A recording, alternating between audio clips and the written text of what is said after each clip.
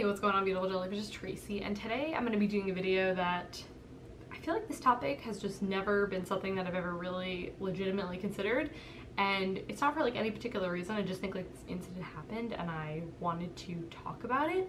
And that was recently, this past weekend. I'm so sorry, I believe it was actually Dallas-Fort Worth SCG Open, where Andrew Jessup got deck checked, and it was found that a couple of his cards were fake, actually.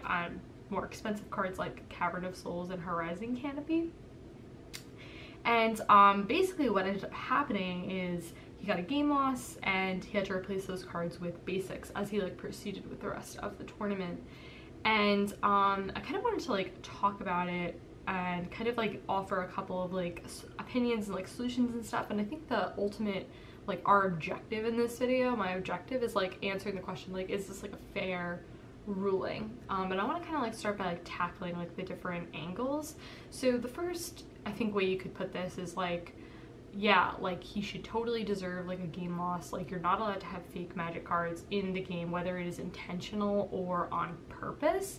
And I think we can actually break that down even further to say like, will there be different consequences if you're someone who knowingly has fake magic cards, like, and you do it on purpose to like cheat the system, versus if you genuinely don't know. And I think what's really complicated about that is it gets into like a really gray area where a lot of times like judges will be like, well, I interviewed the player, like not in this particular instance, but like in other instances, like the judges will talk to the player and then they kind of do their best to like gauge where the player is at and like go off of their best judgment to be like, okay, like this player is doing it intentionally and this player is not. And I feel like I just have like issues with that because I think it's like really difficult to like determine like if someone is like lying in that instance. Like, how do you look at someone and just be like, well, like I had a conversation with them, they're definitely lying or they're definitely not lying? Like, I think it's so like, that to me is like a really difficult thing to like pinpoint. And then you could kind of go on like I guess the other option of this is like, you know, if he's doing it intentionally or he's not, it's like, well, this isn't a problem, this shouldn't happen.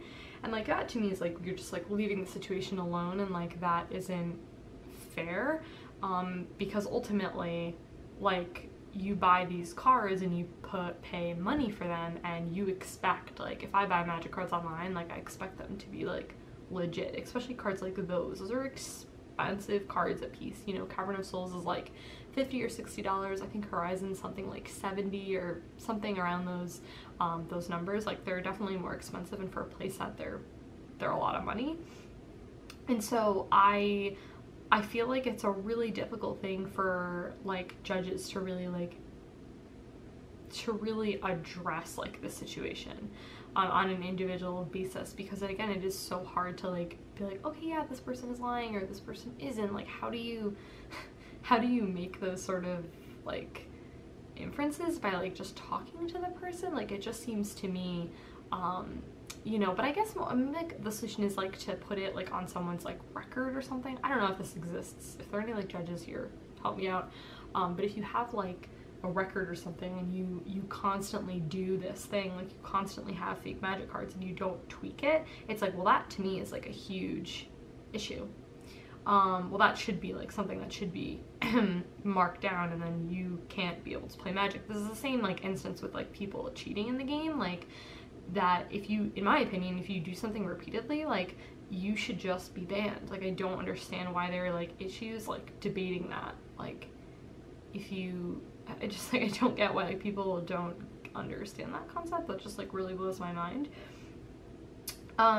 So I think another thing too that someone had said is like, well, why should they have the option to go and like buy the cards? And see, I think you run into like an issue with that, because again, those cards are more expensive, and if you're going out and buying a deck and that's kind of your baby and that's kind of like all you have, and you don't really have a lot of money and like means to go and buy those cards, especially like at a tournament where you're like, cool, you have to like go and buy these cards, and you're like, cool, I was not expecting to drop $300 on magic cards on cards I already had. Like, I think that is a really difficult implication, like thing to implement to the system, to these players, because like I feel like a lot of people are just under the assumption like Magic is like a luxury, and it is, but it's like that everyone just runs around with like extra money to just like throw and get all the magic cards. And for some people, I mean, yeah, that could be like a solution that they can definitely propose, like, hey, go and buy these cards. But I think to say that everyone has the means to do that is really incorrect. And I think we're assuming, I don't think we're like assuming correct in that instance.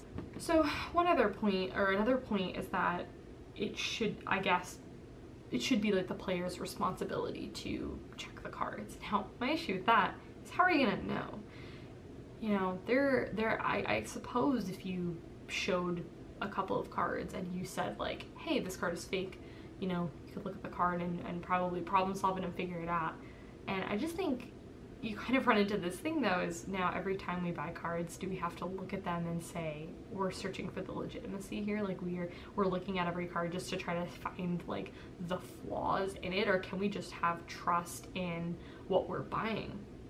And so Andrew Jessup actually purchased the cards from like TCG Player, like a third-party seller, and so people are talking like, is there responsibility like on TCG Player's part and stuff? And it's like I don't know how they do their system, but I'm assuming it's just like anything where you're selling stuff online and you're using TCG as your base platform to sell these cards.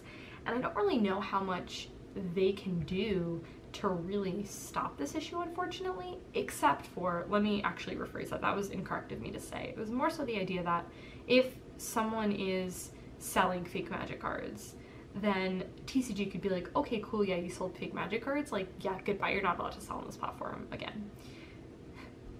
Now the issue runs into the same thing with Andrew Jessup, is how do you know if that person is doing it on purpose or not? Are you gonna ban this person from doing it, like just because they sold fake magic cards? And then what if you let them continue to sell cards and they're all fakes, and now you're running into like a huge issue? And if TCG is like maybe potentially reliable, again, I'm not too sure how that works.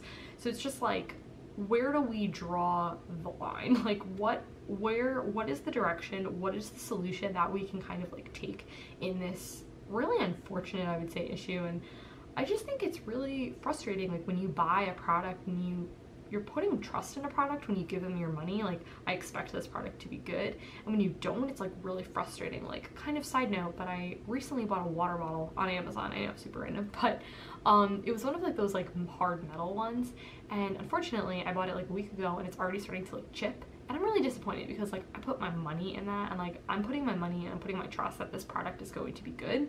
And you know, you read reviews and all that kind of stuff, and people say really good things about it, which is again the same thing that happens in platforms like TCG Player, where people look at, you know, the reviews and stuff like that. And if people do that on TCG Player, they can look at like your seller feedback and your seller reviews and say, cool, like they've sold in the past, they've had no issues, you know, and that like whole kind of thing. And then it's like, I feel like then you're putting like the player responsibility to like try to identify what magic cards are fake. And now it's like every time we buy expensive cards, or I guess just any card, are we having to like check the legitimacy of that? Do we have to go back and look at the seller and then see what they're doing? And I just think it gets to like the point where it's really hard. And I guess it's kind of like in the same boat as like cheating in Magic. Like, are they doing it intentionally or are they not? And I think it gets to the point where it's like, where do you as a judge, like, where do you draw the line? Where do you say like, this is not okay, or you're doing this intentionally and you're pointing fingers? And it's just like, how do you like go about like, how do you go about like that sort of situations? Another like thing that I was just like reading the comments on is someone like mentioned like